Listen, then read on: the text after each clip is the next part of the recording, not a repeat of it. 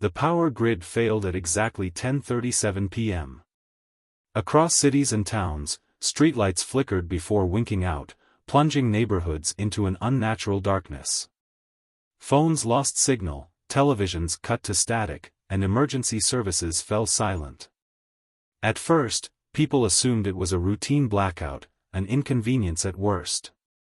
But within the hour, the truth began to emerge. Something far more sinister was unfolding.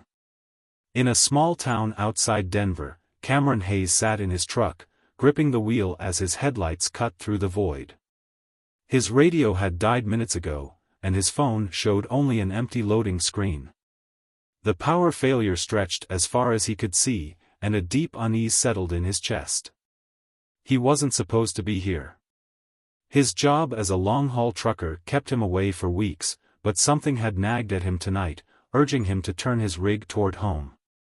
His daughter, Ellie, had been feeling sick all day. Maybe it was father's intuition, or maybe it was just dumb luck, but either way, he was here. And something was terribly wrong. As he neared his neighborhood, movement caught his eye. A man stumbled into the road ahead, silhouetted against Cameron's high beams. He wore tattered clothing, and his head jerked at odd angles as though he were barely in control of his body. Cameron honked, but the man didn't react. Just as Cameron was about to swerve around him, the figure lunged, slamming against the hood with inhuman strength. Cameron cursed, slamming the brakes.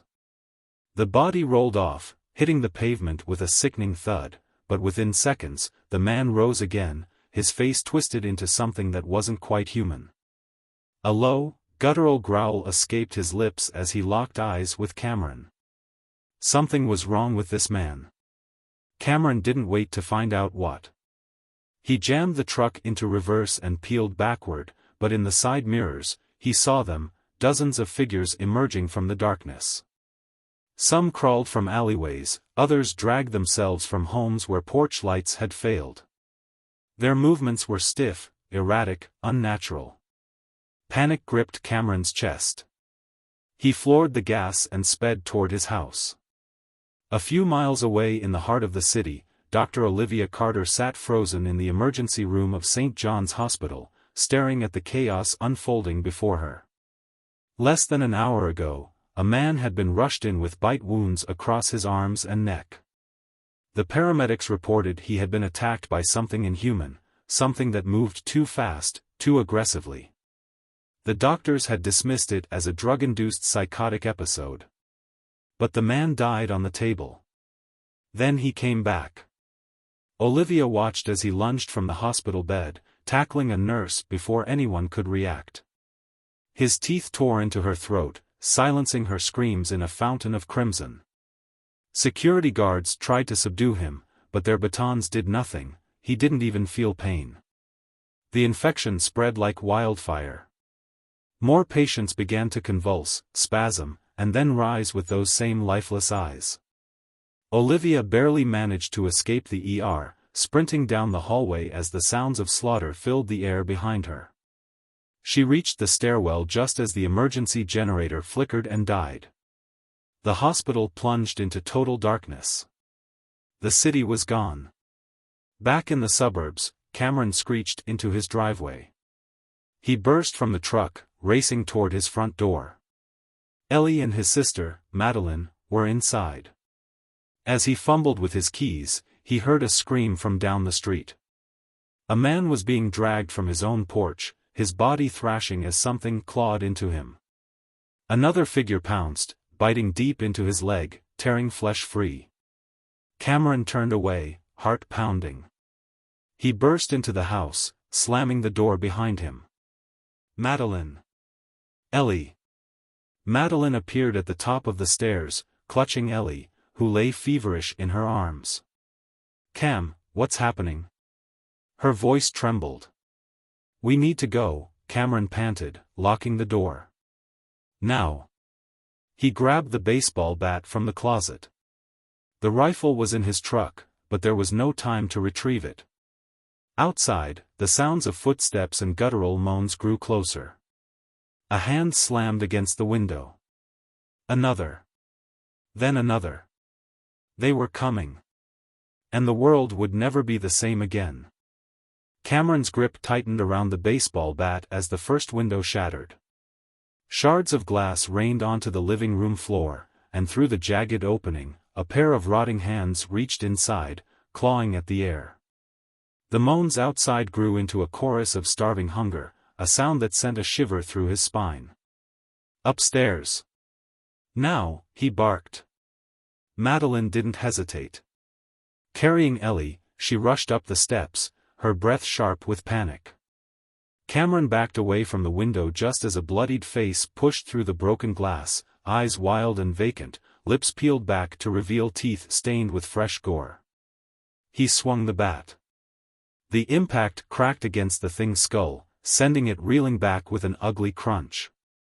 But the moment its body fell, another figure lunged through, knocking over a lamp in its frenzy to get inside. Cameron didn't think, he swung again, and again. The bat struck hard, but these things weren't human anymore. They didn't react to pain.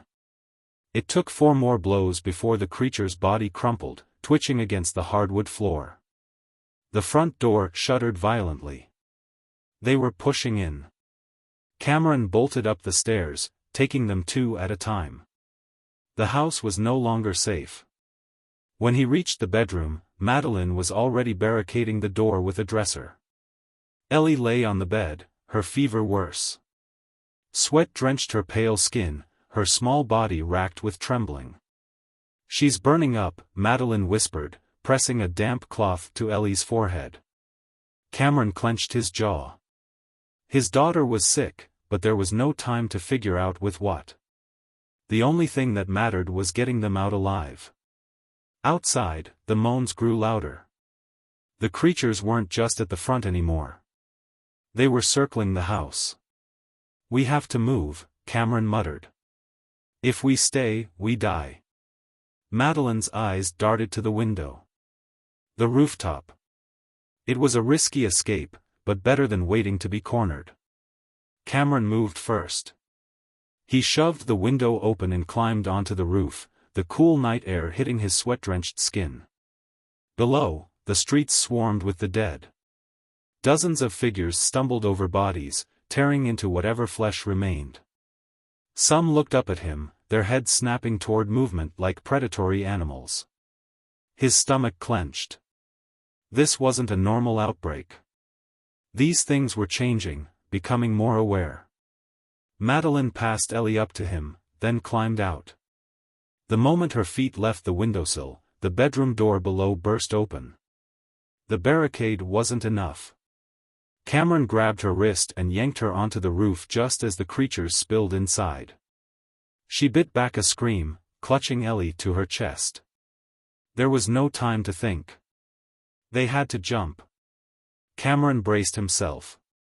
"Follow me." He stepped to the edge, eyes locking on his neighbor's backyard, a pool. It wasn't deep, but it would break their fall. With one final breath, he leaped. The impact was like hitting ice. The cold knocked the air from his lungs, but he pushed to the surface just in time to see Madeline following, Ellie wrapped tightly in her arms. They hit the water with a splash. Cameron swam to them, grabbing Ellie before she could sink. She was barely conscious. Too weak. They had to get to safety. With adrenaline surging, Cameron climbed out of the pool, hoisting Ellie up as Madeline scrambled onto the grass. He scanned the neighborhood, fires burned in the distance, screams echoed from the streets, and the sky was black, no sign of rescue. Everything was gone. But they were alive.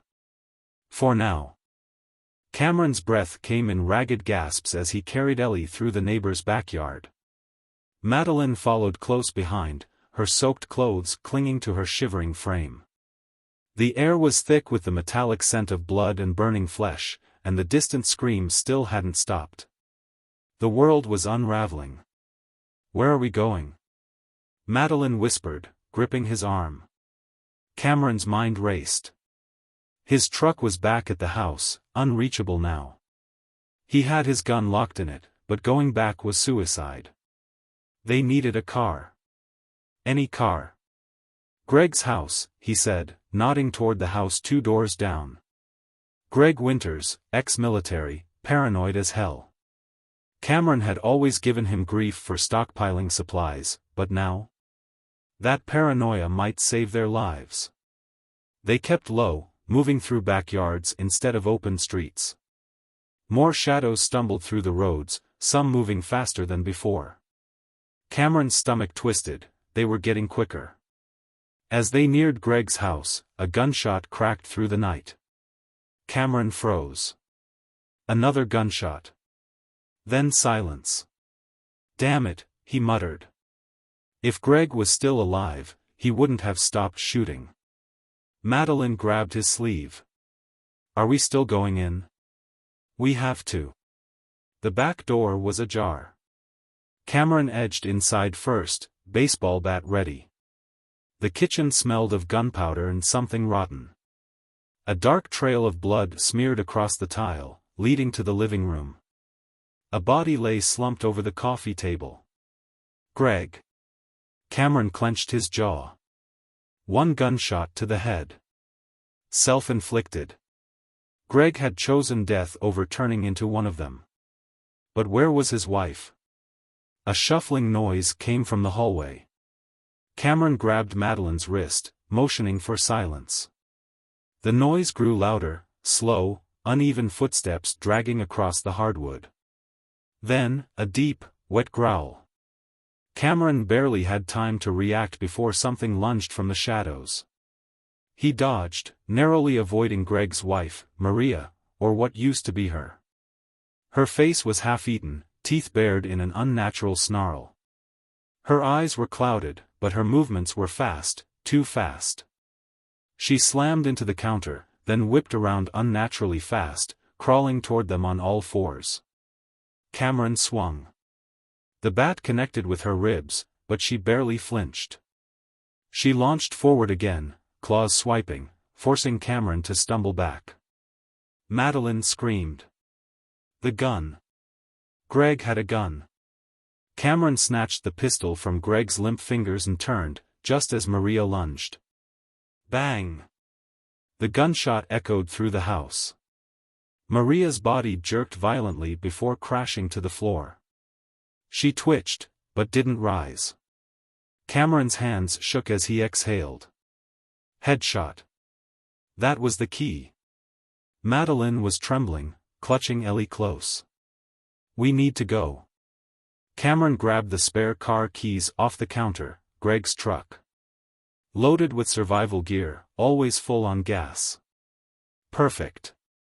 But as they reached the front door, they heard it. A chorus of moans.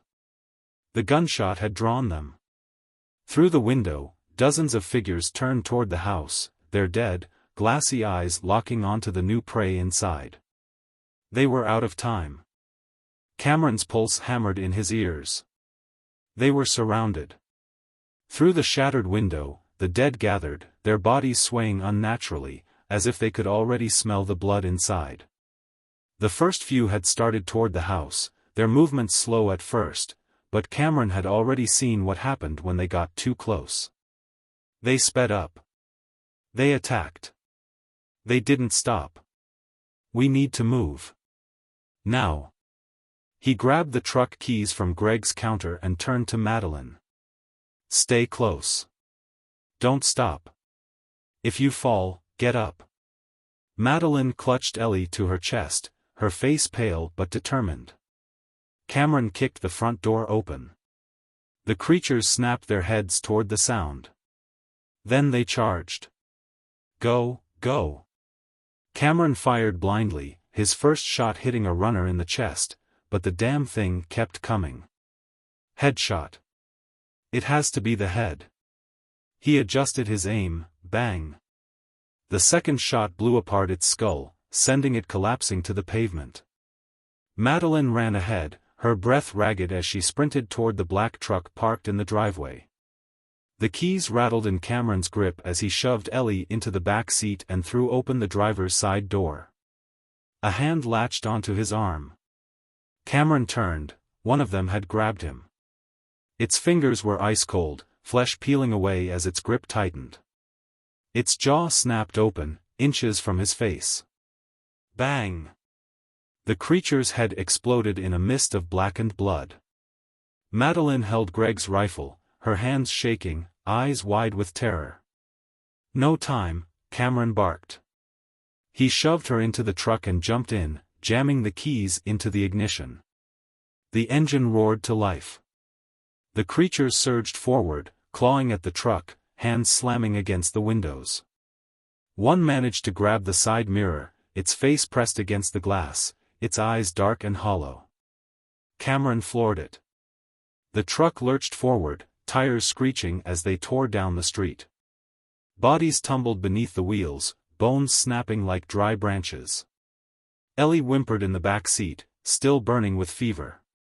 "Hold on, baby," Cameron muttered, eyes flicking between the road and the horrors unfolding around them. The city was gone. Buildings burned. Smoke choked the air. Cars sat abandoned, doors flung open. Corpses lined the sidewalks, some motionless, others crawling, twitching, rising. A dark shape loomed ahead. A military barricade. Cameron's heart leapt. Survivors? Soldiers? A way out? But as they got closer, the truth became clear.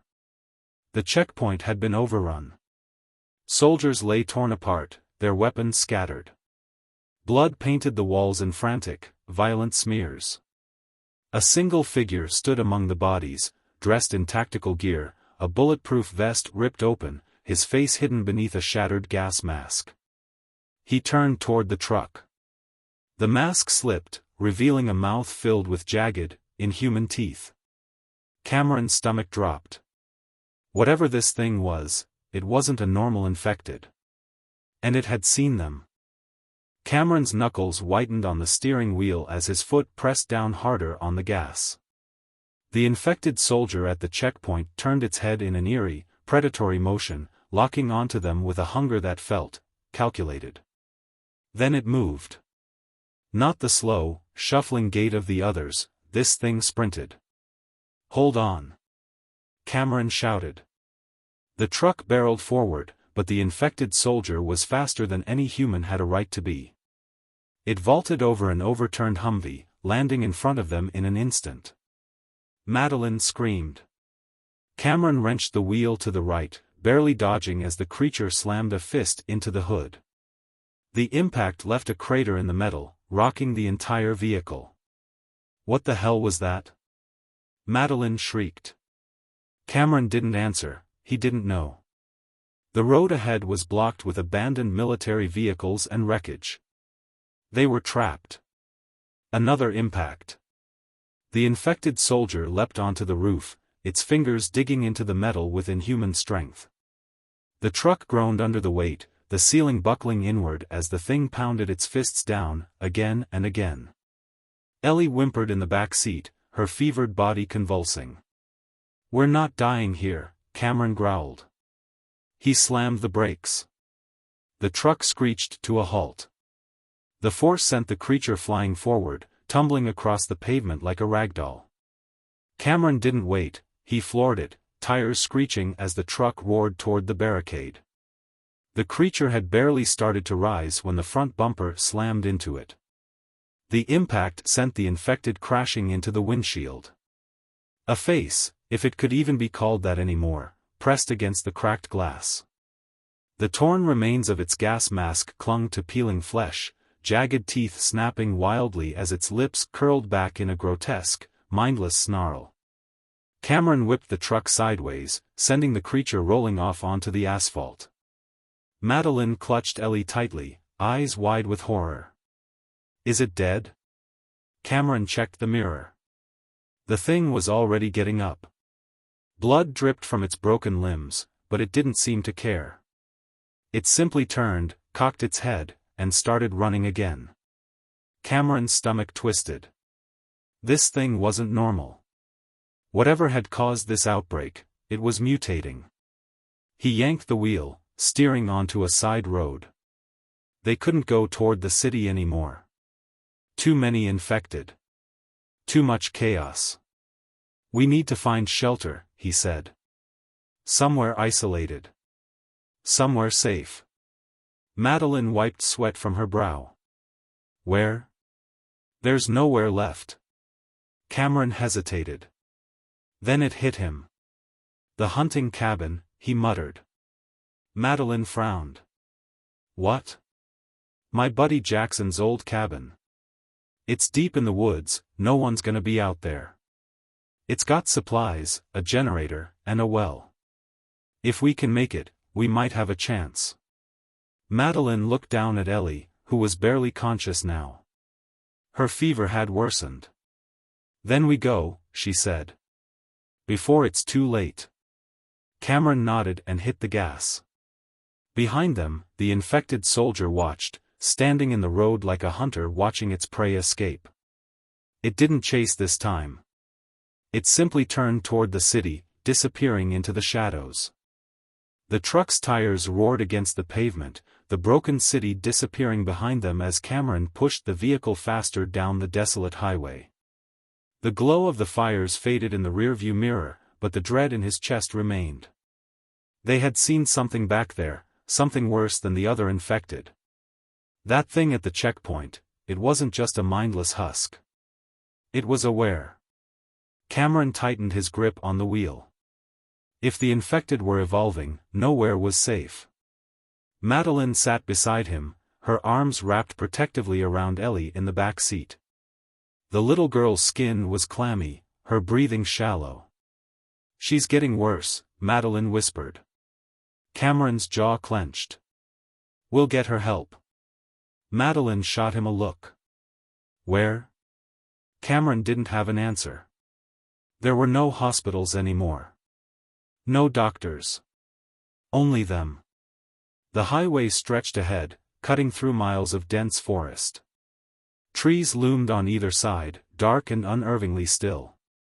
It was almost worse than the chaos of the city. There were no screams, no gunfire. Just silence. Madeline glanced at the gas gauge. We're running low. Cameron sighed. The cabin wasn't far, but if they ran dry before they got there, they'd be stranded in the middle of nowhere. We'll stop at the next gas station, he said. Madeline tensed. You sure that's a good idea? No. But we don't have a choice. The gas station.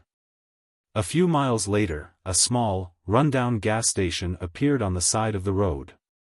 The neon sign flickered weakly, its glow barely cutting through the darkness. Cameron rolled to a stop near the pump, scanning the lot. No movement.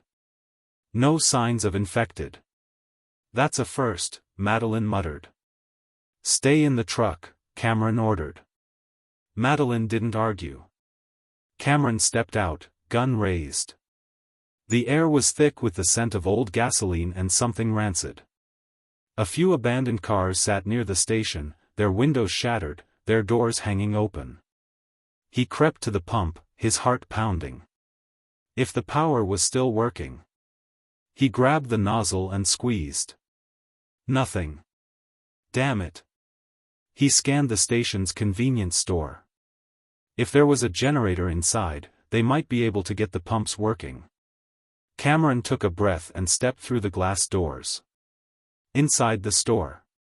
The air was thick with rot. Shelves had been overturned, food trampled, but there were no bodies. No bodies meant one of two things: either no one had been here when the outbreak hit, or something had dragged them away. Cameron moved cautiously, stepping over broken glass. His eyes landed on the counter. A dead cashier slumped against the register, a pistol in his lap, his head blown open from a self-inflicted gunshot. Cameron swallowed. Whatever happened here, it wasn't quick. He moved toward the back, where an "Employees Only" sign hung crookedly on the door. He pushed inside. The storage room was small, cluttered with half-empty boxes and discarded uniforms. But in the corner, he spotted it, a gas generator. Hope surged in his chest. If it had fuel, he could. A noise. A sharp, wet exhale. Cameron froze. It came from the far corner, behind a stack of crates. Something was breathing. He raised his gun and took a cautious step forward. The smell hit him first, the overwhelming stench of decay. Then he saw it. A figure crouched in the dark, hunched over a pile of bones, gnawing. It wasn't like the others. It wasn't mindless. It turned its head toward him, slow and deliberate, blood dripping from its teeth. Its eyes weren't cloudy like the others. They were clear. Sharp. Focused. Cameron's stomach dropped. This wasn't a random infected. This was something new. And it had just noticed him. Cameron stared into those unnatural eyes, his pulse hammering in his ears. This infected, it wasn't like the others. It wasn't mindless, shuffling, or frenzied. It was watching him. Studying him. The thing rose slowly from its crouch, the wet crunch of bones underfoot sending a shiver down Cameron's spine. Its face was smeared with blood, but its movements were too precise, too controlled. This wasn't a husk of a person. This was a predator. Cameron took a step back. The thing mirrored him, its head tilting slightly, lips curling into something disturbingly close to a grin. Then it moved. Not in a charge, not in an animalistic lunge, but in a blur. Cameron barely had time to react before it was on him. He fired. The bullet slammed into its shoulder, spinning it sideways. But instead of dropping, the thing just snapped its head toward him, unfazed. Oh, hell no. Cameron didn't wait, he ran. He barreled out of the storage room, shoving a shelf over as he passed.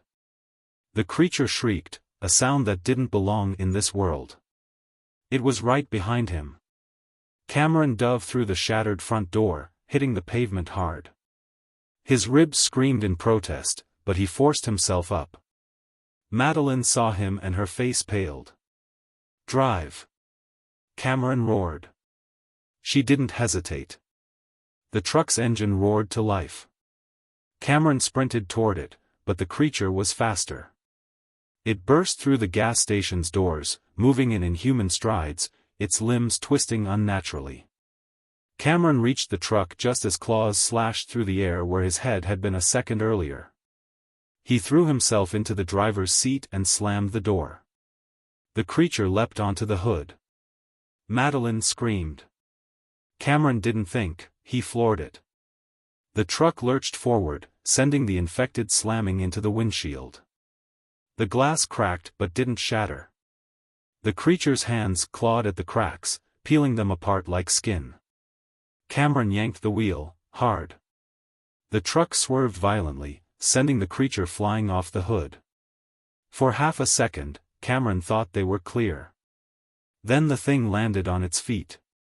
It was still alive. Cameron's stomach dropped. That was impossible. Nothing should be able to survive that. But this thing wasn't normal. It watched them go. It didn't chase. It just stood there. And then, it smiled. Not human. Not anymore. Madeline clutched Ellie, her hands shaking. What the hell was that? Cameron forced himself to focus on the road. I don't know. But I know one thing. Madeline's voice was barely a whisper. What? Cameron swallowed hard. This is only the beginning.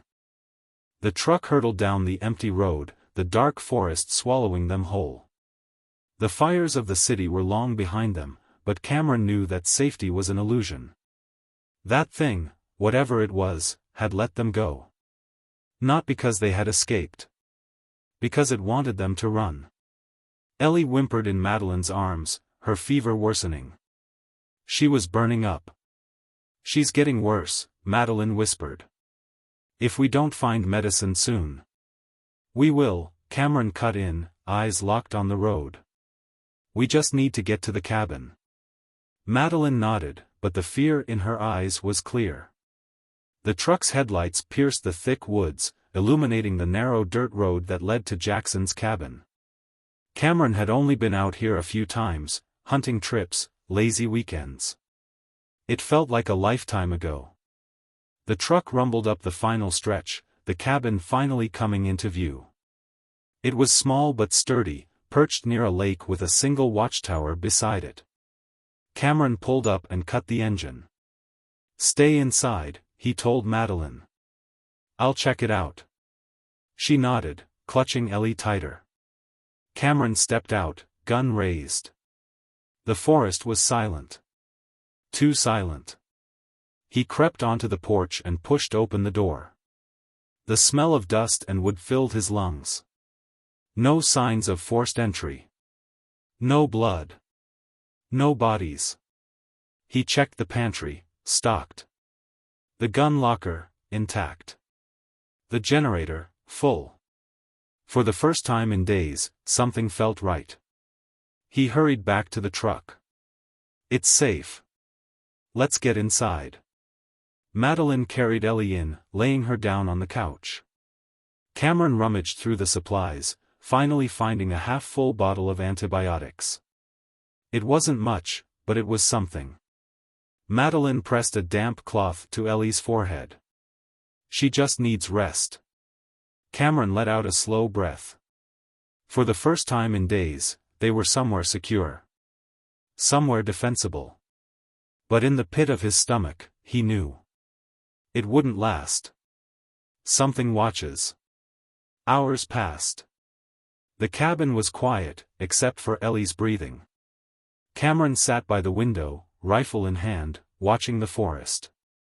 The moon hung low, bathing the trees in silver light. Then, a sound. A snap. A footstep. Cameron's body went rigid. He pressed closer to the glass, scanning the tree-line. Then, movement. A figure stood just beyond the trees. At first, he thought it was a man. Too still. Too calm. Then it tilted its head. Cameron's breath caught. It was the thing from the gas station. It had found them. No. It had followed them. But it wasn't alone. More shapes emerged from the trees. 10. 20. More. The infected, but not like the ones from the city. These were faster. Stronger. Different. And they weren't charging. They were waiting. Cameron gripped his rifle. His heartbeat thundered in his ears. Madeline stirred. "What is it?" Cameron swallowed hard. "They found us." Madeline's face drained of color. Outside, the creatures just stood there. Watching. Cameron knew what this was. A hunt. And the real nightmare was only beginning. The end. For now.